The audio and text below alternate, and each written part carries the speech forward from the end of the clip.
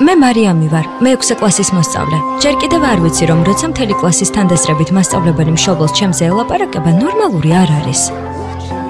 ჩემს ყოფაქცევაზე მხოლოდ მასწავლებელს ეკითხებიან და მე აზრს არავინ მეკითხება. ბევრი რამის თქმა მინდა, მაგრამ არც ერთი მისმენს. თუმცა აქაც ჯერ კიდევ მგონია, რომ ეს ასე უნდა იყოს. ასევე ნორმალური მგონია, როცა ჩემი მშობელი ცდილობს გაამართლოს არა ჩემი, არამედ მასწავლებლის მოლოდინი და იმას სულ არ აქცევს ყურადღებას, რამდენი დრო და ენერგია დავახარჯე ამ საგნის სწავლას. როგორ მოვინდომე, მათთვის მნიშვნელოვანი მხოლოდ მიღებული ნიშანია.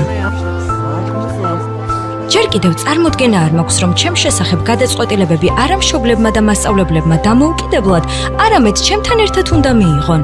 და მთელი ამ სასწავლო წლის განმავლობაში ჩემსა და ჩემი თანაკლასელების მშობლებს გქონიათ, რომ მათი ჩართულობა ჩვენ სასწავლო პერიოდში მხოლოდ სკოლის შენობაში მოსვლას, თავიანთი აზრების თავსმოხვევას და წელიწადში რამდენჯერმე ფულის შეგროვებას გულისხმობს. ახლა სხვა დროა. დღეს მე ვარ მშობელი.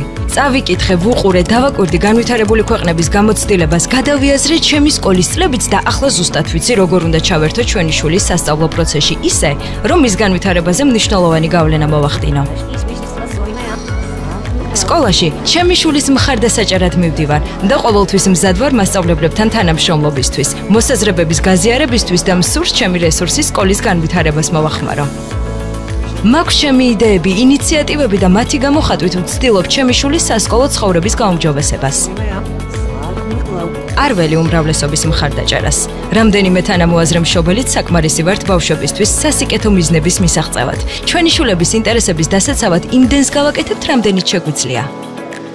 ჯერა, მშობლებს შეგვიძლია ჩვენი მონაწილეობით დემოკრატიული და თანასწორი გავხადოთ სკოლა, სადაც ბავშვები სიხარულით ივლიან და განათლების მიღებას მშვიდ, კეთილგანწყობილ გარემოში შეძლებენ.